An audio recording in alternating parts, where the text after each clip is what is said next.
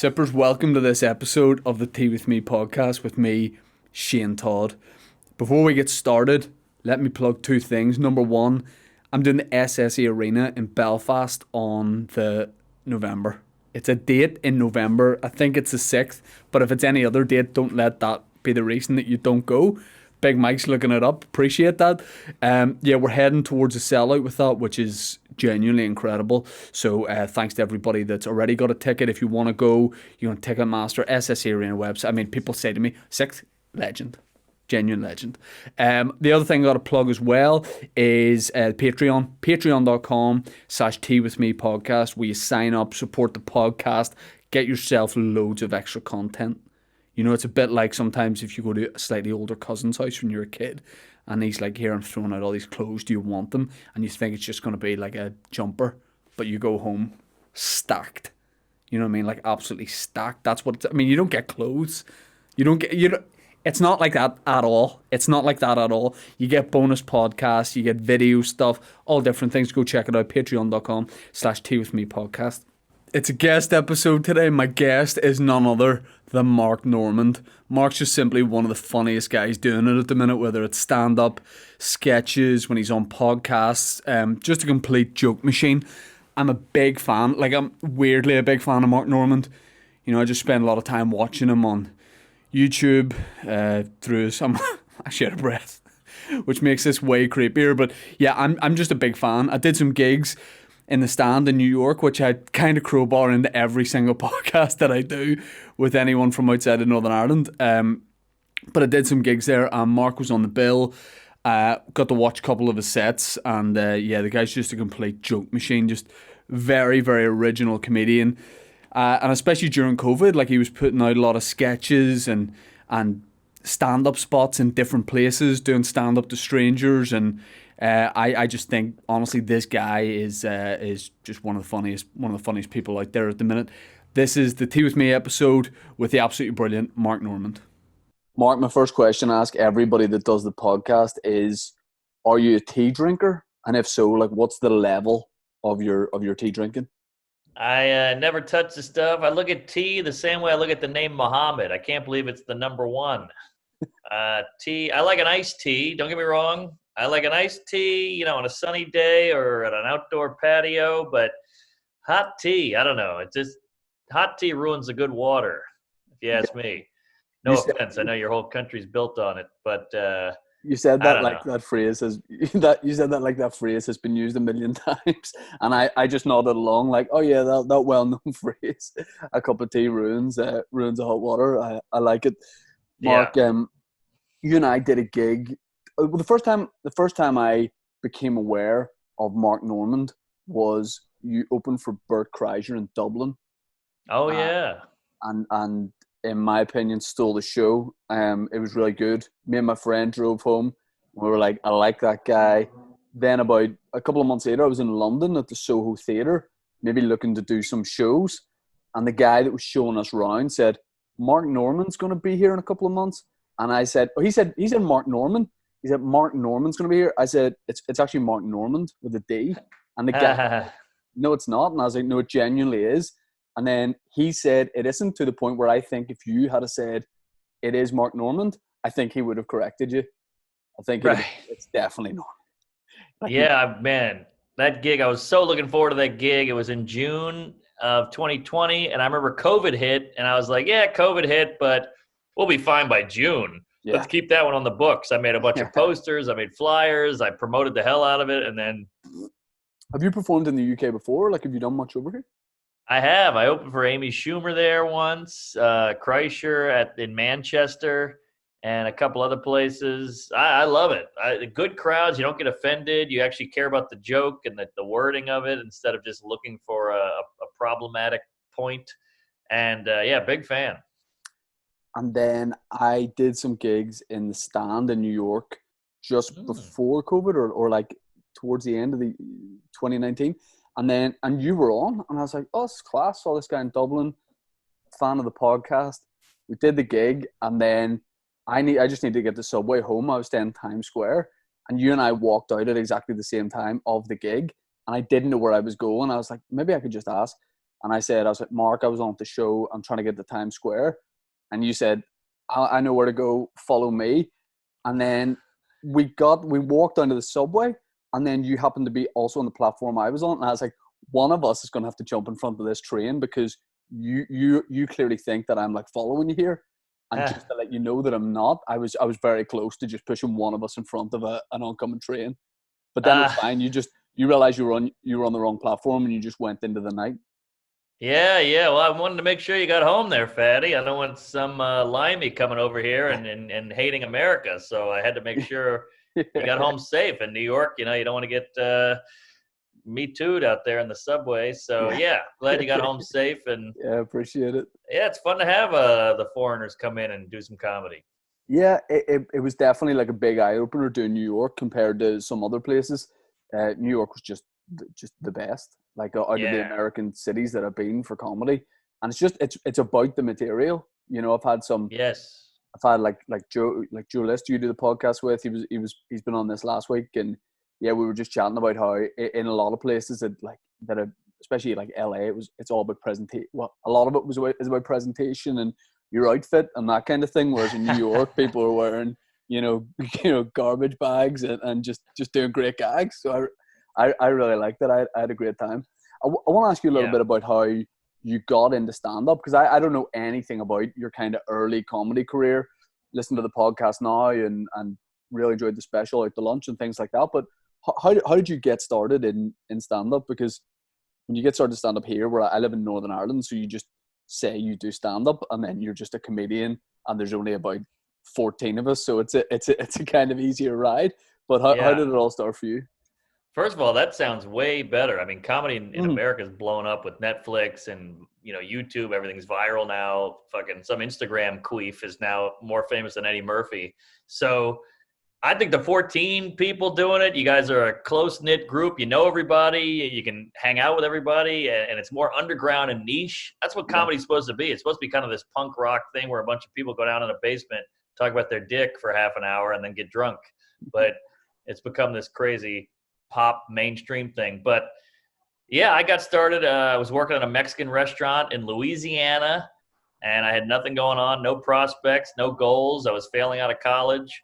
And I had a friend who was a waiter, and he said, I'm going to do an open mic. You should come with me. You're a funny guy. And I said, what the hell? I can't do that. And he said, yeah, just try it. We'll get drunk. We'll drive out there and, write 5 minutes of material. And I bombed, and it was super fun. And I just fell in love. And after that, I was looking through the phone book. Where's the next comedy club? What's the next mic? And then before you know it, you got a list of mics. Thursday it's here, and Friday it's here. And then it became my whole world. And I said, I'm moving to New York.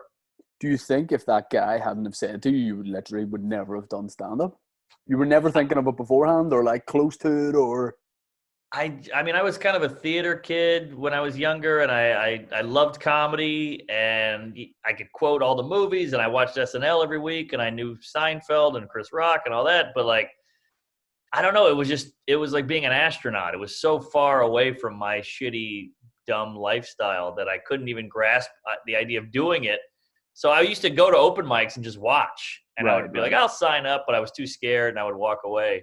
So I needed that nudge, and the friend going with me helped. So who knows? That's a good question. It's tough to say. I appreciate that. Thanks. I mean, how great would it be if you went back to track that guy down and they were like, he never worked. There was no such person. Yeah, he died. He just 40 years ago. Yeah. But he got so many people in the stand-up. Yeah, I mean, there's more than 14 comedians here, but it is good because you can like quickly get into it, and then you can just meet comedians. You could like, it is a small scene, but then we don't have like any weekend clubs. So when I went to New York, the idea of doing, guys like yourself that were, you just come from doing 2 gigs that night, we met in the stand, then you were like going to do another one. Like here, it's like, you do a gig on a Wednesday, and then you kind of just chill for a couple of weeks, and then it's like, better start making my way to that next show. So there's definitely like pros and cons in it. Sure. Good point. When you moved to New York, like New York to me is like the comedy. Well, I kind of thought LA was comedy capital of the world, and then I went to New York. I was like, nah, this is definitely where it is. Like LA is high school. Yeah, New York's comedy college. It's like a university, but LA is like who's hottest, who's got cool sneakers. Yeah, But New York is like, let's hear some jokes. Yeah, and just even like the style of presentation was just way more like less showy and like everybody just was leaning against the brick wall, kind of, just whereas in LA comedians are on hoverboards and skateboarding up and down the stage and all that Yeah. kind of thing. But and it's great. Like, I mean, I went to the Comedy Cellar and I had big flashbacks because the worst gig I ever did was the Comedy Cellar in Vegas, which I didn't even know was a thing. Oh yeah.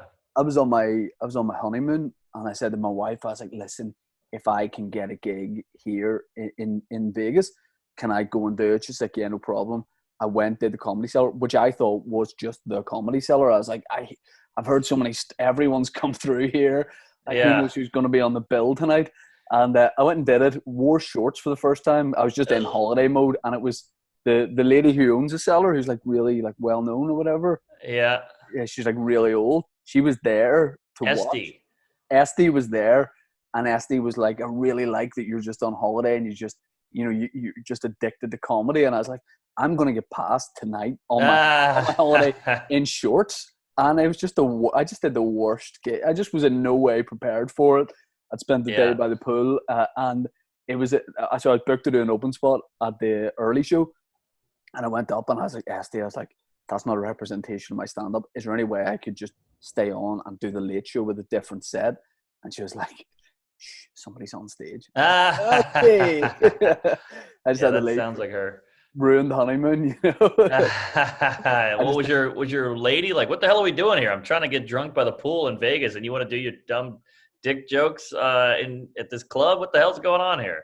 Pretty much. Luckily, we met friends when we were in Vegas who were already there, so she was able to hang out with them.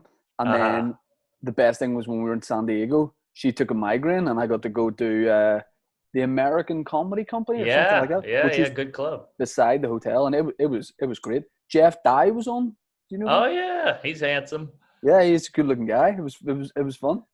I got him a Starbucks. He saw me with the Starbucks, and in between shows, he's like, "Where'd you get that?" I was like, "Oh, just around the corner." And he asked me like a lot of questions about the Starbucks. Then I was like, I think he's asking me to go and get him a coffee. So I went and got him a coffee, and it was a good time. When you first moved to New York, did you move as a stand-up, or was it like, let me work a job and I'll do stand-up on the side, or were you just going for comedy? I mean, I was 22, 23. I had nothing going on, so I obviously had to get a job just to support the rent in New York. So I probably had a job for 6 years. Okay. And then I finally could make enough money doing stand-up to get off the job, but it was still dicey. I mean, it was check to check, dollar pizza, drink tickets, just trying to stay alive, living in Manhattan or living in Brooklyn. So yeah, I wasn't making a lot of money, but now things are going okay. But man, it was a rough road. I got mugged a few times, got bed bugs, a lot of bombing, a lot of meltdowns, a lot of anxiety. Yeah. But hey, it was a fun ride. Yeah, I mean, where I'm from, when people say a lot of bombing, it's a totally different thing. We have a very tense political situation, but comedy bombing actually in a way sometimes worse. I want to like ask you about stand up and things like that. But since lockdown, like I've seen like way more stuff from you, and very original things as well, where you're just sort of thinking outside the box and taking advantage of like an empty Manhattan and doing different shows and videos. And was that kind of something almost that you made a conscious effort to do? Like, you're like, oh, I'm going to do more video type thing? Or were you just kind of fed up and like just wanting to get out and do things?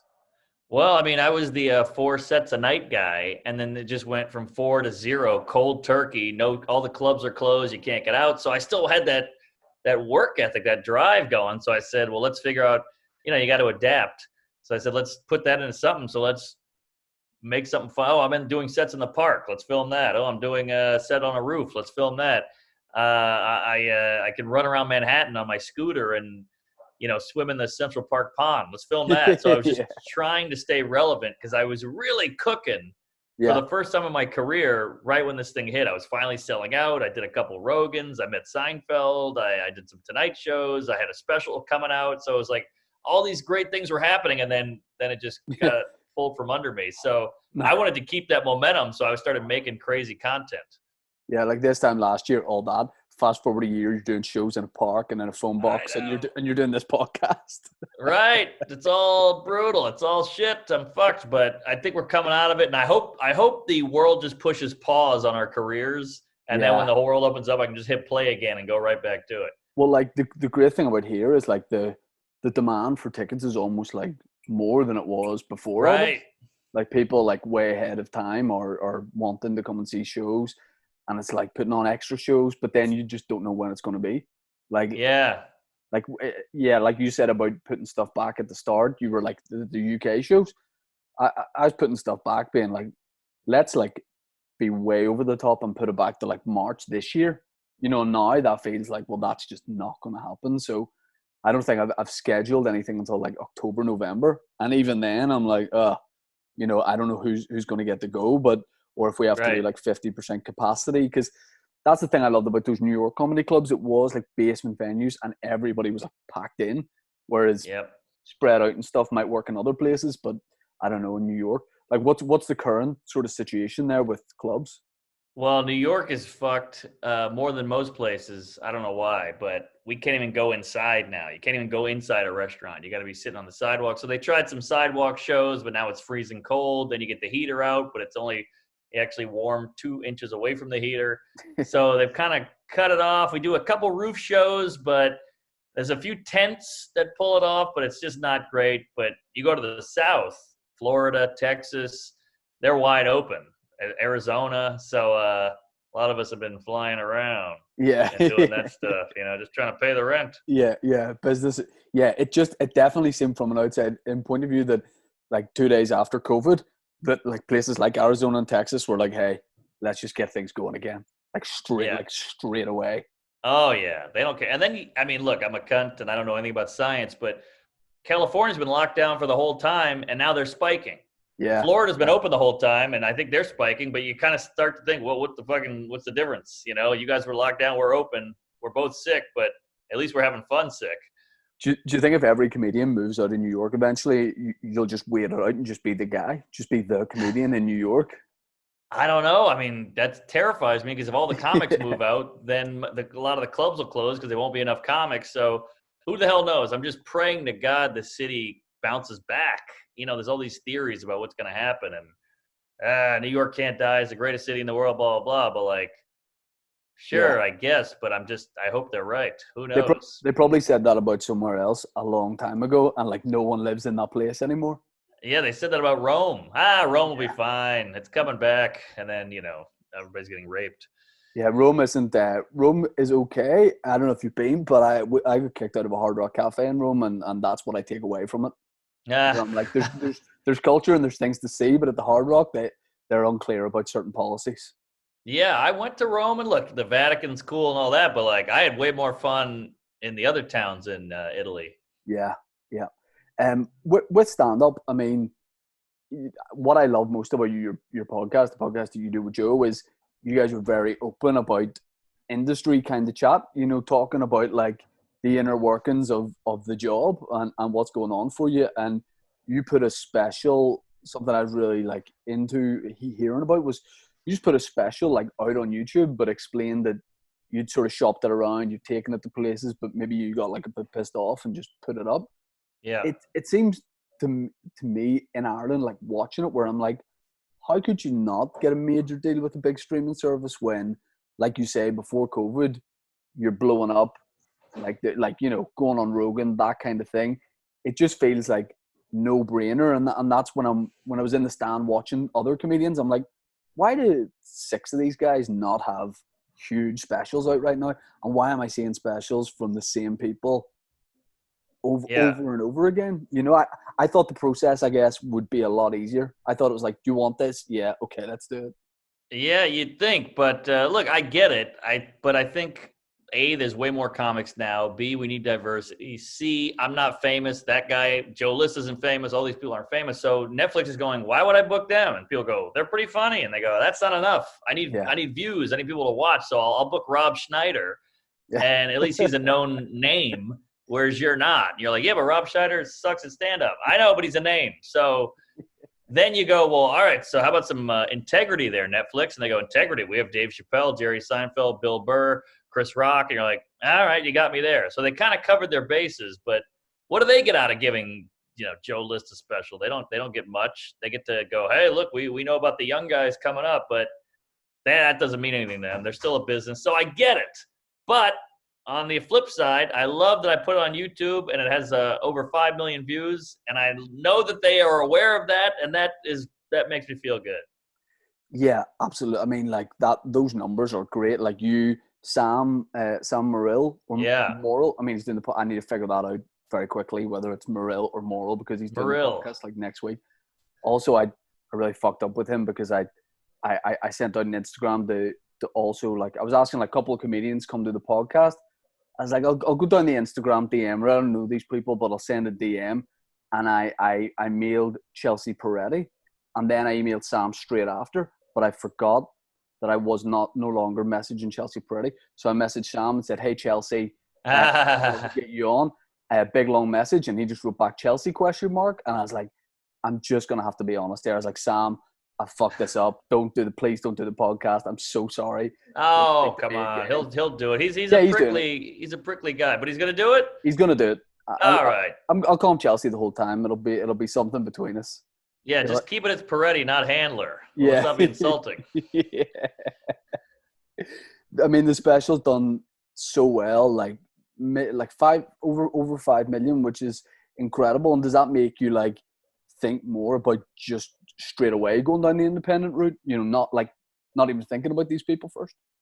Yeah, I mean, part of me says, yeah, fuck you. It's like the supermodel that turned you down, but now you're dating Kardashian or whatever. So a part of me is kind of like, yeah, blow me. But then look at a guy like Schultz, who couldn't get any attention from the industry, and then he put that killer news thing on YouTube, and now they bought his thing. So you're like, is that the win? What's the win?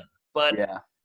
Look, YouTube is awesome, but the money is so good, and it would be kind of cool to have both. Like, I got a YouTube special and I got a Netflix special, and I got the Netflix from the YouTube, so that's kind of cool too. So I don't know. That's a good question. I guess we'll see what happens. I probably won't buy anything again, so I might end up back on YouTube in a couple of years. But I love that YouTube is there, and it's a game changer, and I think the industry is stupid because they're making their own competition. Like, we're only going to YouTube because they won't have us. And now there's so much great killer content on YouTube. And they're like, well, there's no money in it. It's like, yeah, but the money's on the road. I feel like YouTube is what podcasting was 10 years ago.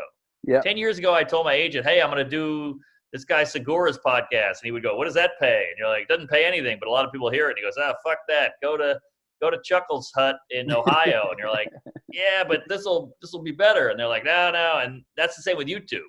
Sure, it doesn't pay, but it gets eyeballs. Today is the day of the inauguration that we're recording this. It's literally happening now. From a comedian's point of view, if you're sitting in the apartment, you haven't been able to do shows, you get a phone call, the White House, they're like, Mark, come down, drop a little bit of a set for us. Oh. Are you going to do it? And would you agree to rein it in? I would do it in a heartbeat, and I just did the Tonight Show, so I would just do those jokes because they're already pre-approved and clean. Right. So, and I got some killer Biden zingers that are pretty clean that I would throw out there. Oh God, that'd be a huge break. Hell yeah! I mean, I got to follow Lady Gaga, but that's fine. I can roast her a little bit. Yeah, but that's the temptation though. Like doing that, you get a little bit carried away with the occasion. And just start riffing a little bit. And I mean, that would be the best thing, probably, wouldn't it? To like go a little bit off script, make a little bit of a faux pas, and that's it. But yeah, I mean, oh, dude, that'd be. You walk up and you go, "Sorry, I'm a little late. I was doing Blow with Hunter Biden there." I mean, how great would that be? That would go viral. The only person who'd be laughing would be Hunter Biden. Like, I think he'd appreciate it. I think he'd definitely appreciate it. Definitely. Oh, he'd be laughing, and a little blood would come out of his nose. Good times. Yeah, I mean, all that kind of thing is like the side of things where like you've got to work clean for like the TV chat shows, all that kind of thing. Like, that's something like I've thought about is trying to do that kind of, that 5-minute clean slot on the big talk shows. Do you find that difficult to just kind of work clean like that and that sort of thing, or is it just a natural enough sort of thing for you? I think it's going clean. It's not, you've seen Out to Lunch. I got school shooting. I got abortion. I got trans. I got race. So I don't really work clean, but I can go clean. I think it's a good muscle to exercise. It's like MMA. Sure, you could be a good striker, but you got to know how to wrestle and you got to know how to grapple and all that stuff. So I think any tool, the more tools in your belt, the better. So if you just can't go clean, I would try to work on it, just for an exercise, just be a more well-rounded comedian. Yeah. Yeah. Do you say you get booked for like a corporate, for example, they've said like, listen, you got to keep it like a little bit clean or whatever. If it's not working, will you just go to the dark side, or will you stay on track? Let me very quickly interrupt the podcast just to tell you a bit about our sponsor. Yeah. Why? Because I kicked that? Fuck off, Dan. Let me tell you a little bit about our sponsor. Keep it in. Manscaped.com. Manscaped is the #1 in below the belt men's grooming. Not above the belt. Okay, you can do like the little, what do you call that bit of hair between your belly button and your piece? Treasure trail. Thank you, doctor. Your treasure trail. Michael Foster, MD. It's below the belt, but if you want to go above the belt, you can do, but that's a little bit off piece. What you want to do is go below the belt. You know where I'm talking about. I'm not talking about your legs. I'm not talking about your toes. I'm talking about your pubs. No. Your pubes, not your pubs. You can shave your pubs if you want. I'm talking about your pubes. It's the taboo subject. No one's talking about it. It's 2021. Let's just get involved. Let's talk about it. Let's cancel pubes. Can we do that? Cancel culture. Let's cancel pubes. Pubes are blacklisted. Let's get rid of them. Manscaped.com, providing the best men's grooming products. Shavers, wipes, toner, moisturizer, all of it. The weed whacker for your nose and ear hair. And their #1 product, in my opinion, which is the Lawnmower 3.0, which certainly keeps me tight and honest. I used it. Producer Dan uses it. Big Mike's new to it. And honestly, it's changed his life because his pubic hair, let me tell you this, was holding him back. Mainly because he kept showing it to people and saying, what can I do about this? And he's found the answer, which is manscaped.com. Use the code teawithme for 20% off and free shipping. Have a look on the website, see what's happening. Pop in teawithme, 20% off, free shipping. It's a good time. Pubes, you're cancelled. As are pubs. Literally. I try to stay on track because it's usually in the contract. So I'm just thinking about the paycheck. Look, this is a shit gig. I'm in a tuxedo. You guys are all 78 years old and millionaires. So I'll just bomb and eat it and take the money and run. But I've done it before where you go dirty and it's not like that helps, They went from bombing to now they are mad at you. Too. You're just now like a rude guy to bombs. Yeah, exactly. I had a college gig once and it was supposed to be clean and I was bombing so bad and I was mad because these kids were like texting and they were making fun of me. So I just started making fun of them and I got fired and sent home and I got like yelled at. I got a horrible email. I was like, look at this kid. He's clearly a virgin. That guy's got a boner. Hey, she's fingering herself, whatever. And it was working, but I didn't get paid, so it was like I lost $2,000 or whatever. So it's not worth it. The colleges thing is something I can believe when I hear American comedians talking about like the college circuit, which I would assume is way more of like a liberal thing, free reign. Oh yeah. Say what you want, it's you can work dirty or whatever. But it seems that like that there in America, the college circuit is where you got to be like your cleanest, like the safest almost. Unless I definitely. Have that wrong. Yeah, because that baffles me. I know. I mean, that's what I don't get. When I was a kid, he like jizz in my mouth, fuck my asshole, bang my mom. It was all fun. Like the kids are supposed to be the fun ones, rock and roll, and then the old people are going, hey, turn that racket down. That's how it used to be. And now it's flipped. Now old crowds are loving it. And younger crowds are like, did you say gay? And you're like, yeah, my roommate's gay. They're like, how dare you? You're like, that's not even a negative. You're just looking for something. You pipsqueak. So I think it's just part of their culture now is to like fish out some kind of injustice or what's problematic or whatever, and they're not even listening. They're just hearing buzzwords. If you guys have a bad show in America, say you're on the road, you got to kind of sit in that for a while, and you're away from home, and you just got to kind of travel around, having done a bad show. Good thing about living here is the furthest away I can go is like 2.5 hours. So if I have a bad one, like I can be home by 11. You know, Yeah. it's like if you have like you're never stuck on the road, like maybe going through like a series of bad gigs. Like Yeah. you're at home every night for a decent hour. But the thing with like uni gigs here, like college gigs here, used to be like the complete bear pits. Like it was like anything goes. And then definitely like the big university gig we have here got a lot more like sort of PC, and like I had friends who you would consider like clean comedians that, you know, got like a little bit of a telling off after shows. And I don't know whether that will carry through. So when like the generation like younger than us, when they're like the age of people that are going to the comedy club, Right. like, are comedy clubs going to be different, or is it just a couple of years thing that we're going through? I wonder about that literally every day. Is this a fad, or is this just the world now, you know? Because I think it just keeps shifting into a different thing. Like, you couldn't say Negro, and now you couldn't. Then you could say colored, but now you can't say colored. But you can't say people of color. So just the rules are all still there. They just keep changing. Like, what's the difference calling somebody colored and a person of color? There's no real difference. But that's just the times we're living in now. Is like, that's the way you say it. That's status quo. And you're like, all right. So I think you can still tiptoe around and dodge those laser beams. You just got to keep playing the game and keep learning, which is so fucking frustrating and exhausting. Because you're like, I got to learn the new language. It's not transvestite now, it's transgender and all that. And you're like, look, it's all just letters in a certain order. You know, like, you're the one who says what my intent is, but for some reason you get to choose that, whatever. But like, yeah, you just got to keep learning it, and then you can twist it your own way. But it is fucking exhausting. Just say what you want anyway. Who gives a fuck?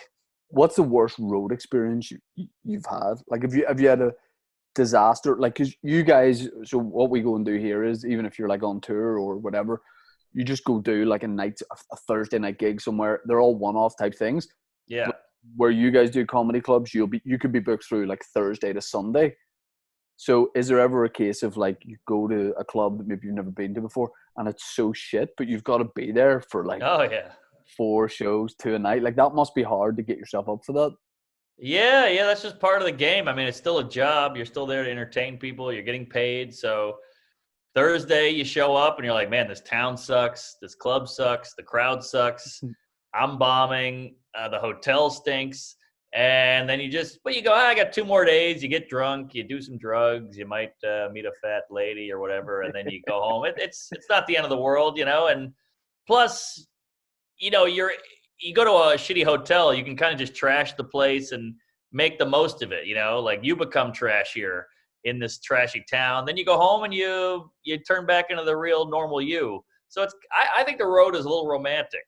I kind of like it. I mean, I don't want to bomb and do a shitty club, but it's just kind of part of it. Some clubs are great, some clubs suck, and that's the name of the game.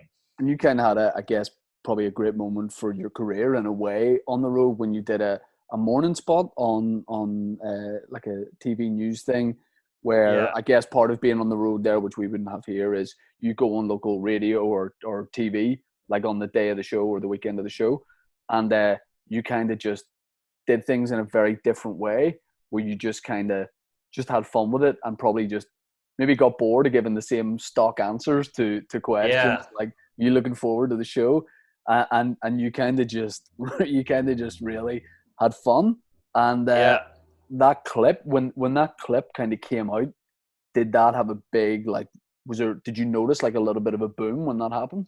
I did, and that's rare for me. I was just doing the road, doing Conan, doing Fallon, doing Colbert, whatever I could do, and nothing was really catching. Like, that's kind of also a sign of the times, is these late nights. I was like, oh, I'm doing Conan, but nobody gives a fuck, you know. But then you do this shit, and it went kind of viral, and so yeah, that was a big eye opener for me. Like, hey, these TV things aren't really that big of a deal, but if you do something interesting and outside the box and it catches online, that's the future.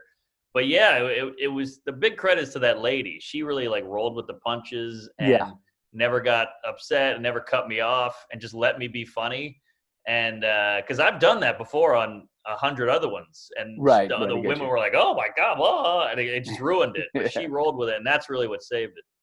And I think that is what kind of would make someone want to come and see a show. I don't want to come and see a show based on someone being like, yeah, it's a great town. I love your landmarks and that kind of thing. It's a horrible system. It's like, hey, you're a funny guy, but be funny for this show, but not actually funny. Like, just walk the line. And you're like, well, why am I here? Well, you're trying to sell tickets. Yeah. Okay, so I won't be that funny and I'll be behaved. Who wants to see a behaved comic? What the hell are we doing? So it's a horrible system. So yeah, if you can break through and rip your shirt off like Kreischer or Bobby Lee will lick a lady's face, do what you got to do to sell those tickets. Yeah, I'll just lie in press interviews now, but with one subtle lie. So I'll just drop, just for myself, I'll drop it in. Like the last one was archery. It's like any passions away from stand-up. I've never like done archery in my life. Archery is the passion, like archery, then comedy. I said like, I nearly made the Olympics team for Ireland, like in 2004, whenever it was, and like really talked about how much I love archery, and nobody will pick up on that, but that's at least a way for me to stay interested in the interview or in the piece. But like you say, like going on a podcast now is the new late night talk show. You know? Completely. I mean, Joe Rogan is the new Johnny Carson that can ignite your career. We had so we have, where I live, BBC Northern Ireland, which is like our local version of BBC. Like you might have like Fox News, or a news channel based in a certain place. Yeah. And I did like my first like network thing this year. So like on all BBC in like London and Scotland, all that kind of thing. It was a stand-up spot. And I thought like this will be great. Then the taping went really well. And there's people just don't really see it. And I put out a podcast. If I put out a podcast clip, it will probably get more interaction. Just one clip or even like a tweet or a silly photo sometimes will get people more interested than a traditional, like, here I am doing stand-up on TV. The only person who really tweeted about it was this, like, we have like a DIY TV presenter called Nick Knowles, who's like 58.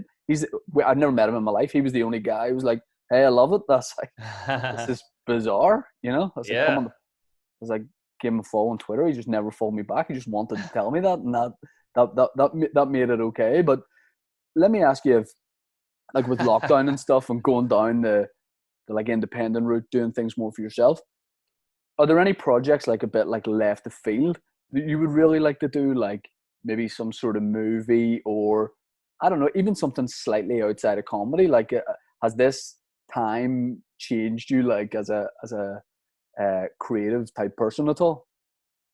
No, not really. I'm still just a silly goose. I just want to make funny stuff. I majored in documentary filmmaking in college, and I love a good doc. I love a good, like, Netflix is those. I don't know if you saw Night Stalker, all that. Those like, yeah, it's great. Those web series. I like anything kind of informative. This guy on HBO has a show called How To with John Wilson, or How to Do Something with John Wilson. I love it. I just like anything weird, and it's funny, but you also learn something.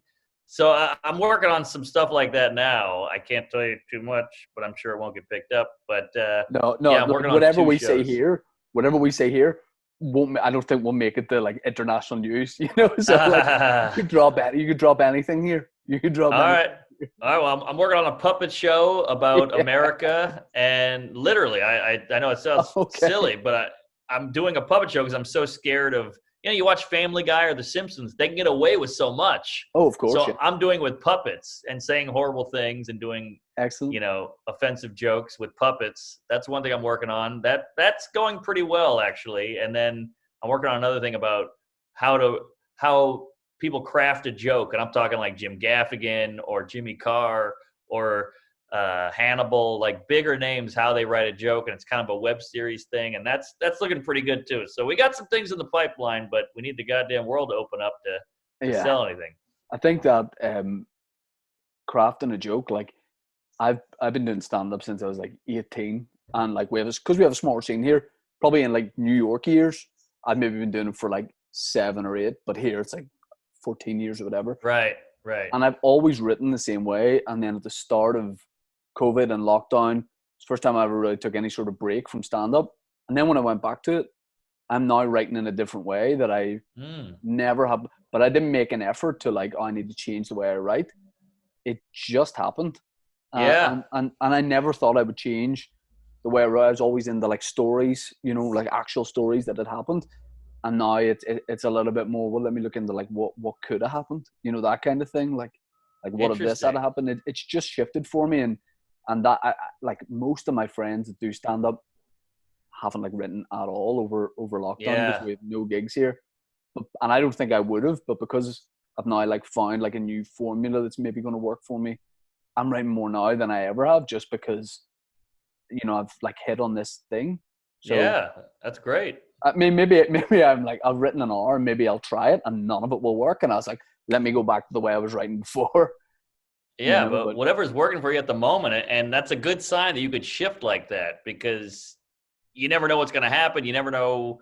You might sell a TV show, but you still want to do stand-up, so you have only a certain amount of time to write, and you got to make it work. So you always have to adapt, and I think that's a good sign. Like, I used to get up 4 times a night, 3 times a night, and now I can't, obviously. So I had to, but I still want to produce material. Yeah. And I like to produce it, working it out on stage and seeing what clicks and what doesn't. And now that I can't do that, I kind of have to write more straight page to stage, you know, I used to write a little bit on the page and then take it up there and see what happens. And now I'm forcing myself to do more page to stage, and it's a shift. It's like you said, but you got to do it. Part of it was being in New York and seeing how good like the punchlines were and how regular the punchlines were. I was going up with, so, you know, if you're doing like a 5-minute spot in the stand, for example, I was going with like one 5-minute bit.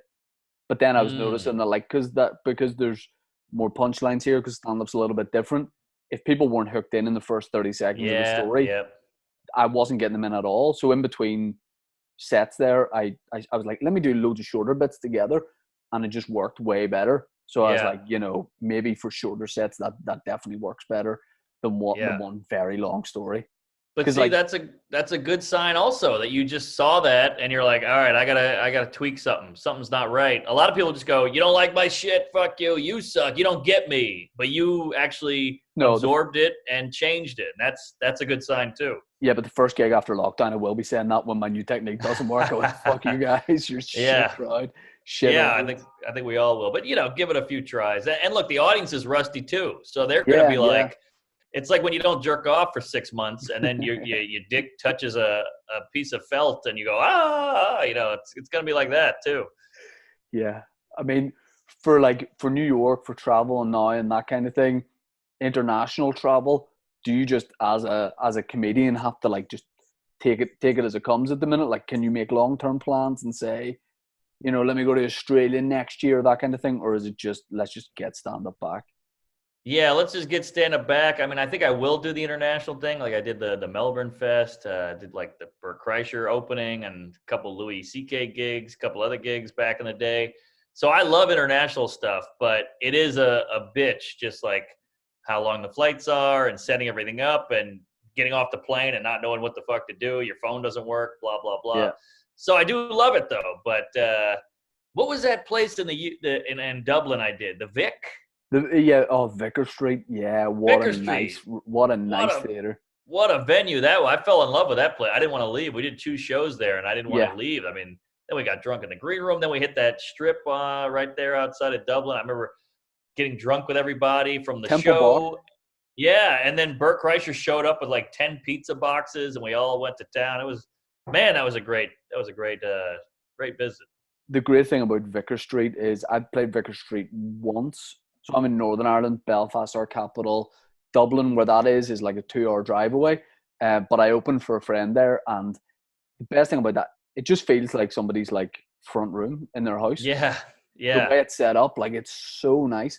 But I was gonna that answers my question. I was gonna ask you about your time in Dublin. Like, did you have the proper Dublin experience of, you know, like all the bars, walk around them, do that kind of thing? Yeah, well, I did the Vodafone Fest. Vodafone Festival, yeah. I did that a couple of years, and that was the shit. That was like where I saw Dublin, walked around, saw the whole town, and, went to all the museums and the canal thing going through, and went to downtown, and I loved it. And I loved the festival was great, and Colin Quinn is there and all these other greats. So yeah, that was fun. That was when I really explored. Love that town. Yeah, there's nothing I love more than being in a new city with comedy and just walking around. Yes. Just going for a walk with no plan and just seeing it. Yeah, and then you get 10 minutes. You start seeing stuff as a fish out of water, and you get like 5 minutes of material. Then you open with that, and they go, "Oh shit, how do you know about that thing?" And you're like, "Yeah," and you feel like a pro. Yeah, I want to ask you two last things. You mentioned Joe Rogan's podcast. What is the experience of like going to do that podcast from a logistical point of view? Like people, the way I see it, are like flying into Texas to do it, which just doesn't sound right for a podcast that someone's like being flown in to do it. So do you like get like, does a guy pick you up in the airport and you got to go through this like fortress, all these security checks, No. Is it more like way more laid back than that? Way more like, I mean, he's a laid back guy, but it's very similar to how it was in LA, weirdly enough. Like Joe's got his crazy mansion in the hills or whatever the hell on some lake with a pool and yada yada. It's $1 zillion. Yeah. But he always has his warehouse kind of outside of town, and it's got like a boxing ring, a gym, car collection, a vape thing, and a big coffee machine, a pool table. It's like a kind of a man thing. And then he's got in that warehouse is a podcast studio. So I landed in Texas, and I was late because my flight was delayed. So right when I land, my phone clicks on. He goes, "Where the hell are you?" And I was like, "Oh, shit, my flight was delayed." And he's got 38 things to do in a day. So he's like, "You're throwing my whole day off." He's like, "Get your ass over here. Here's the address." So I get in an Uber. I give him the address. The guy's listening to Rogan in the Uber. And I was like, oh wow. And I go, "Hey, Joe, how crazy is this?" The guy's listening to you. And he goes, "Don't tell him where you're going, you fucking." I was like, "Oh, shit, you're right. So he caught me there. And then I show up at his warehouse. It's very... what's the word? Discreet. It's just mirrored glass. It says for rent on top. It's got a parking lot. It just looks very bland. Yeah. And then you kind of look in the windows and you're like, is this it? It doesn't look right. And then some Navy SEAL pops the door open. He's got a big beard, bunch of tattoos, ripped, tiny t-shirt. And he goes, "Get in here, you fucking homo." And then you go in and say hello, and the mics heat up, and that's it. Oh, he gives you a COVID test first, but yeah. Yeah, I mean, if you'd said that about podcasting 10 years ago, you're gonna get a blood test before you go in. I mean, I love that. I like to think in my mind that you brought the Uber driver with you and just all his friends. Yeah, he didn't speak any English, but yeah, it was fun, and it's nerve-wracking, but he's such a normal guy. Like, you think this guy's an MMA commentator, a millionaire, a podcast fucking mogul, and then he's just this regular dude. Yeah. I mean, and you must notice, like, once you do that podcast, like, just how that brings you to everybody's attention.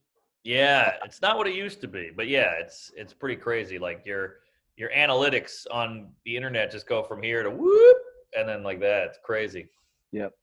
So in like, doing that podcast, kind of do, like, you must do 50 podcasts a week, like sure. Legitimately a massive amount of podcasts. What percentage do you feel that podcasting is kind of like doing stand-up a little bit? Like, do you think it's like 3% of like maybe doing stand-up? Or do you think it's zero? Yeah. Or are you like, no, nothing? I mean, I think it's another muscle, but I've definitely gotten bits out of just talking that I wouldn't have gotten while writing. Yeah, so yeah. You do get some jokes out of it, and it's a hell of a skill that I think you should be honing. Anybody who's starting comedy now, like, start a pod just so you know how to talk into a microphone. Nothing worse than some guy on a podcast like, "So, yeah, what else?" And you're like, "What, are you kidding?" I mean, it's still a performance in a way. I mean, you shouldn't be too on, but it's still, you're still trying to entertain and be interesting, at least. There's people listening to this. So, Jesus, put some life into it, you chooch. But yeah, like, it's good to do. But I wouldn't say it's like stand-up. Please tell me you've had an experience where you've done someone's podcast, got on, like, said Zoom or whatever, or gone to a studio and just had a like bizarre, weird experience. Like, have you ever like had a guy be like, "Mark, come to my podcast," and you get to his house, and he does not have any podcasting equipment. The worst is you get to somebody's house, you Uber there, it's out of the way, you're hungover, you don't really want to go, and then they just put a cell phone on the table, and they're like, so, tell me about yourself. You're like, come on, man. Now I got to do all the heavy lifting. You did your homework. You got great questions. You know your research. But, yeah, there's some bad ones. And the worst is I can't say no. So I'll be in Phoenix, and some guy goes, hey, I'm a local comic. Can I record you? And I say, yeah, come to my hotel room. Then they come to your hotel room. They want to chit-chat for an hour. Then they set up. That takes 30 minutes. They got lights and a rig and a camera. And then you do the podcast. Then they won't leave. And you got to literally kick them out. It's like, hey, buddy, you got to go. What am I, Louis C.K.? Get out of here. Get out of my hotel. And, so there's all kinds of horror stories. But just for the folks out there, if you want to do a pod and have someone on it, be prepared, have some questions, be ready to go, and get the hell out when you're done. I did a podcast like 2 weeks ago, and I could tell the person was reading about me from Wikipedia. My Wikipedia has limited information and then just lies from people who listen to my podcast. Yeah. But the person was not picking up on that. She's like, oh, so you spent most of your life in China? I was like, no, I've never been in China. Like so many just horrific. He's like, I hear you like archery. Yeah. Mark, I really appreciate you doing the podcast and giving up your time. I'm a big fan, so thanks very much for doing it. Love the sunglasses, the background, the vibe. You know what I mean? It's just it's a good time. Thank you. Thanks for having me. Great questions. Good chatting with you. I like to mix it up with the UK Jews, and my pleasure. Happy New Year. Praise Allah, and thanks for having me.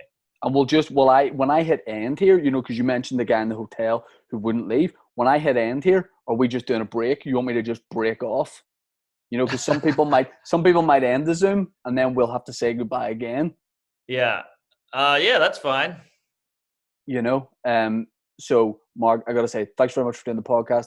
I appreciate it. And I'll hopefully see you at a gig in New York at some point.